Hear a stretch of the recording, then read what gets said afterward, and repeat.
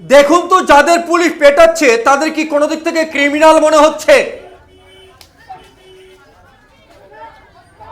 নিশ্চয় না। তাদের কি কোনো রকম রেকর্ড রয়েছে পুলিশের কাছে তারা ক্রিমিনাল? তারা কোনো রকম অবৈধ কাজের সঙ্গে যুক্ত?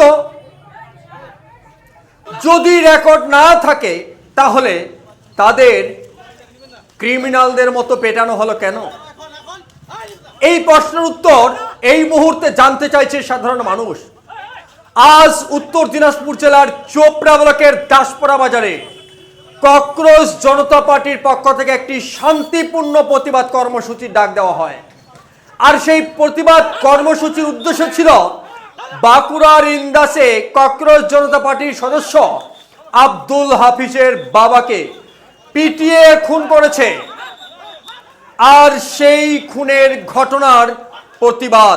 পাশাপাশি শিক্ষা বদলাও কর্মসূচি ককরোচদের পক্ষ থেকে যে নেওয়া হয়েছে, সেই কর্মসূচির অঙ্গ হিসেবেও এই শান্তিপূর্ণ প্রতিবাদ ছিল দাসপাড়া বাজার থেকে লালবাজার পর্যন্ত।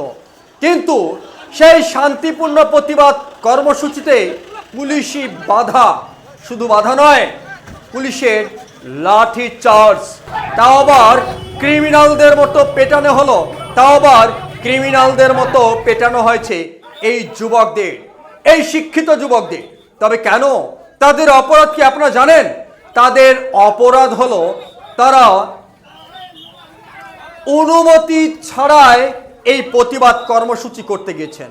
অর্থাৎ তাদের বক্তব্য, তারা অনুমতি চাইতে গেলেও চোপড়া থানার দাসপাড়া ফাঁড়িতে তাদের অনুমতি দেওয়া হয়নি এই প্রতিবাদ কর্মসূচি। তারপরে তারা অনুমতি ছাড়াই প্রতিবাদ কর্মসূচির দিকে এগিয়ে যায় এবং সেই কর্মসূচির শুরুতে পুলিশের লাঠিচার্জ, ধস্তাধস্তির ঘটনা সামনে আসে।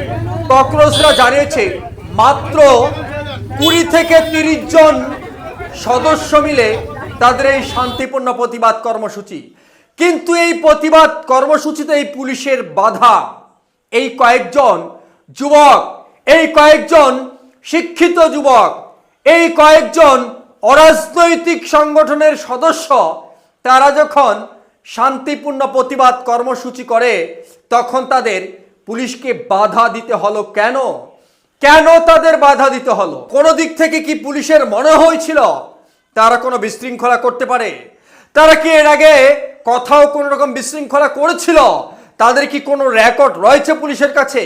তাহলে এত বড় সিদ্ধান্ত নিতে হলো কেন?